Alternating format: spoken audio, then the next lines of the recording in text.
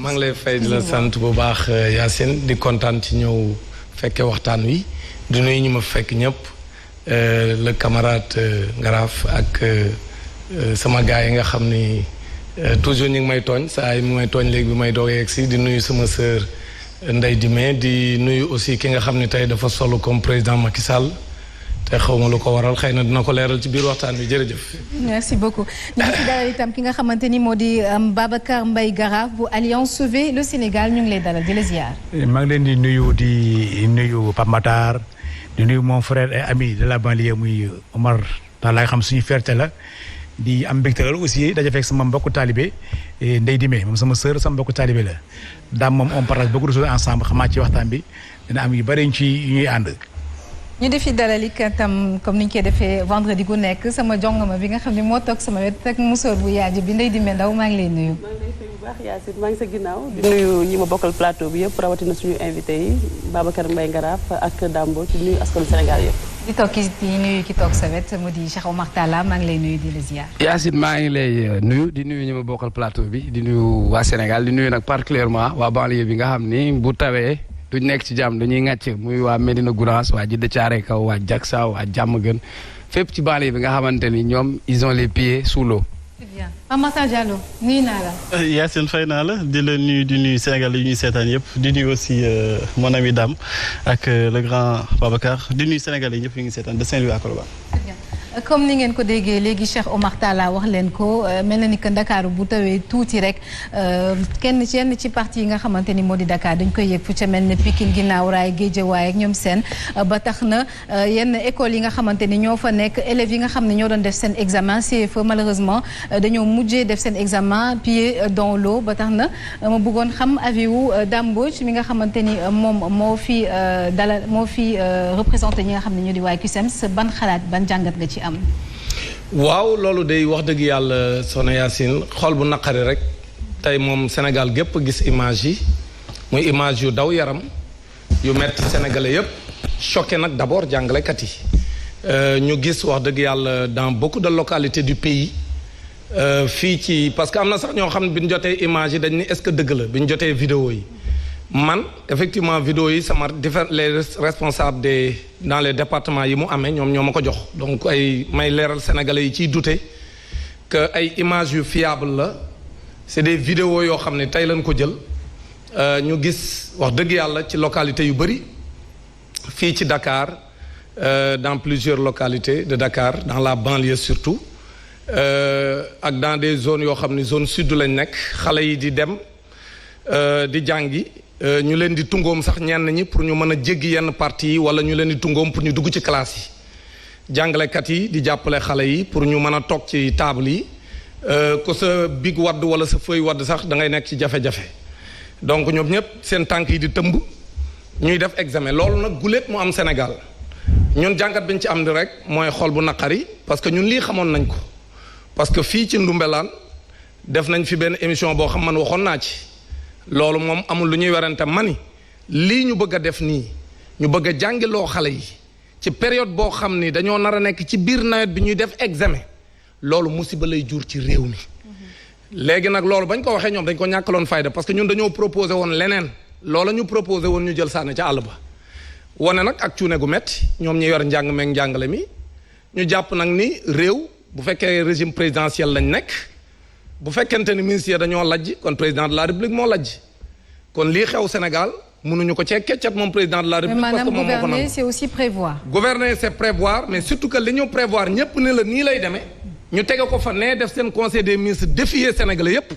ni ñoom li ñu bëgg la ñuy def ne lawaluñ affaire yi ba décembre parce que ñun li ñu gisoon mooy examen yi ñu defoon ko décembre parce que xale yi ñuy teg pression bii di leen defloo examen ci instant bii mais lu ko fi jar parce que xale yi même bu ñu jàllee demuñu fenn. ñu ngi fii Sénégal ñun li ñu waxoon mooy nañ ne tekk feebar bi ñëpp yaakaar nañ ni danoon peut-être mënoon na gën a wàññeeku fii ak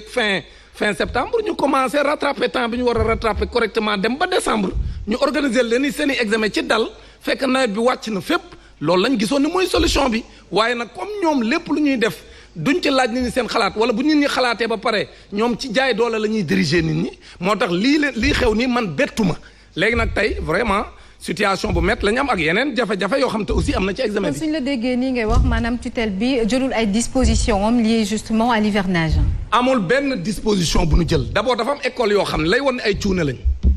dafa am école yoo xam dañu leen identifier yoo xam dañu nekk dans des zones non édificantes yi école yooyu nekk dans des zones non édificantes yi boo jëlee fii ci Dakar xam nañ leen dañu leen identifier xam ne telle école ak telle école ñoom mun ñu jàng ci nawet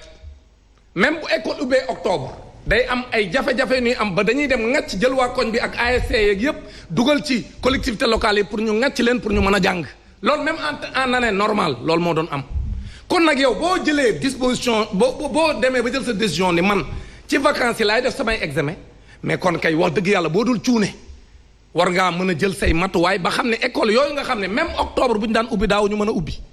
kon école yooyu ñoom ñu ngi ci jafe-jafe mais jëluñu benn disposition toog di seetaan jàpp ne rek yàlla baax na xëy na mën naa bañ a taw léegi nag taw bi ñëw na xale yooyu fi mu toll nii def nañ examen ci ay jafe-jafe bokkuñu condition ak yeneen moroom yi parce que am na ñoo xam ñu ngi ci yeneen gox yoo xam amuñu taw amuñu benn problème ñu ngi woon ci ay classe sax yoo xam dañ leen a climatiser xam nga ñooñu kon privilégié nañ par rapport ak xale yii parce que xale boo xam ne mi ngi def examen tànkam di tëmb bigam sax bu woddee du ko mën a for mais xale boobu mënta yem ak ki nga xam ne moom ci salle yu yemb la nekk donc aujourd'hui dañu violer même la loi d'orientation parce que la loi d'orientation mooy tere ñuy boddi kenn di jox keneen c'est-à-dire que dans son article 5 la loi d'orientation du Sénégal bi nga xam si président Macky Sall moom dafa war a wàccoo ak moom ak nguuram tey dañu violer loi boobu parce que ay xale dem nañ examen ci ay jafe-jafe am xale yoo xam ne pour ñu accéder seen classe c'était extrêmement difficile même bi ñuy def seen examen tam ci jafe-jafe lañ nekk loolu quand même moom mooy li nga xam moom la Sénégalais yëpp constaté mu metti jàngalekat yëpp parce que li ci bon aussi mooy dañu wane ay jàngalekat ci benn vidéo boo xam ne jàngalekat yi dañ doon jéggi ay ndox yu metti ba ñu jël seen i saag yanu ko muy stigmatiser jàngalekat di ko ñàkkal fayda man li ma jàpp mooy nguuru président Macky Sall bala ñu fee jóge ginnaaw li ñu defoon rond point Liberté 5 ñëpp mettre lu ko Sénégal li ñuy defaat nii xam nga lan lañ nar def suufeel njàng mi suufeel jàngalekat yi ñàkkal leen fayda ba kenn dootu leen wekk parce que ñoom li ñu jàpp mooy la mu waxoon ba muy nekk premier ministre moom lay dëggal mooy que ne enseignants yi ay terroristes lañ enseignants yi dañuy chantage nguur gi enseignants yi danaa jàmmarloo ak ñoom président Macky Sall nag ci loolu la nekk. merci beaucoup Dame Mbodj alors Babacar Mbaye Garaf ñu gisandoo ñun ñëpp ñu gisandoo image yi nga xamante ni xale yi quand même ils ont quand même passé leur examen dans des moments yi nga xamante ni c'est quand même désagréable on va dire. waaw soxna si Seck ñu ngi lay gërëm encore une fois di nuyu téléspectateurs yëpp di ziar. di wax partage rek ak mon camarade Dame Mbodj jàngat bi mu ci def waaye jàpp naa ne tey am na ñaar mu ci bëggoon yokk yu am solo bi ci njëkk mooy delloo njukkal enseignants yi enseignantes yi nga xam dans ces conditions ils auraient pu valablement dire que duñu def examen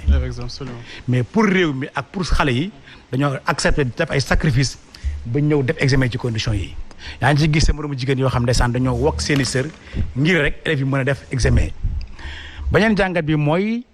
examen yi dafa violé tey jii ni ko daam waxee la loi d'orientation dafa wax ci benn article am que ni éducation bi dafa démocratique. 5 dañ dafay offrir à tous les chances égales de réussite. xam nga tey élèves yii élève boo xam dafa nekk ci ndox mu taa bu ñu jàpp ndox kese la parce que ndoxu taa yi ñu dugg ci classe yi dafay ànd ak saleté. ci banlieue bi surtout nga xam ni école yi dafa saleté trop c'est ça la vérité. salte bi ànd ak ndox mi dugg ci classe yi ànd ak ndox yeneen koñ yi quelquefois sax gis ay fosse yoo xam ne ay fosse yoo xam ne dañoo fees ndoxu taw bi ñoo ànd ak moom dugg ci école bi duggaale ci classe yi élèves yi na la wóor ni bind nañu ma def ñu examen ma jàpp ni tey le ministre de l'éducation yi waru njëkk a def mooy non seulement mu invalider examen yi ñu xool conditions yi koy prendre waaye aussi mu jéggalu askan bi d'autant plus que waroon na xam en tant que ministre de l'éducation que ni calendrier scolaire xëy ñu xëy rek dafay commencer octobre jeex juin wala juillet dafa am ci ay données scientifiques ab njàngat bu gaa yi def gis ni nawet dafay am Sénégal te nawet bi jamono sàngam la ba jamono sàngam Sénégal monde rural moo fi nekk et que même le monde urbain mënul jàngale ci jamono nawet loolu moo tax ñu ne kon jamono nawet nañu fexe ñu tëj école yi yow boo jëlee kon xëy na am na lu xew nga ñi da ngay def examen jamonoy nawet daam wax na ko sànq ñëpp taxaw ñu la période bi baaxul Dakar ngeen gis mais daam xam na ne am na ci àll bi classe yoo xam ne sawaay booy toog di jàng daanaka asamaan yéene jàkkaarloo amul wax ma sax inondation mais foofu moom taw bi yëpp sa kaw la jëm te certainement di ay images dinañ ñëw firndeel ni am na élèves yoo xam ne dafa taw seen kaw bi ñu def examen kon bu fekkee dëgg nga bopp ba ne ala kulli aal di def examen yi mais au moins nga jël matuwaay ba école yi xam ne wóor na ni école yi xam ne nekk toujours en proie aux inondations nga épargner leen boo ñëwee Guédiawaye école 20 par exemple ku dëkk Guédiawaye nga di Pikine xam nga ni bu xiinee sax mu taa Cheikh Omar Talla heureusement bi mu fekkee moom émission bi Pikine la dëkk il maîtrise parfaitement la banlieue. xam na la bokk kan mooy le maire. Guédiawaye c'est le maire Aliou Sall mu bokk ci commune Sam Notaire madame Kanté nekk le maire mais on parle de l'école 20B à titre d'exemple rek mais na la wóor ni am na école yu nekk Guinaw Rail école yu nekk Kër Massar école yu nekk ay Boune école yu nekk ay Kër Mbaye Fall école yu nekk Mbao na la wóor ni moom ak école 20 ñoo bokk situation kon tey kenn mënut a accepter ministre bi dëgër bopp ni ci jamonoy nawet laay def examen yi surtout ko nag techniciens yi ak ñi liggéey ci météo ñëpp waxoon nañu ni hivernage bi dafa nar a bari ndox jëloo seen matuwaay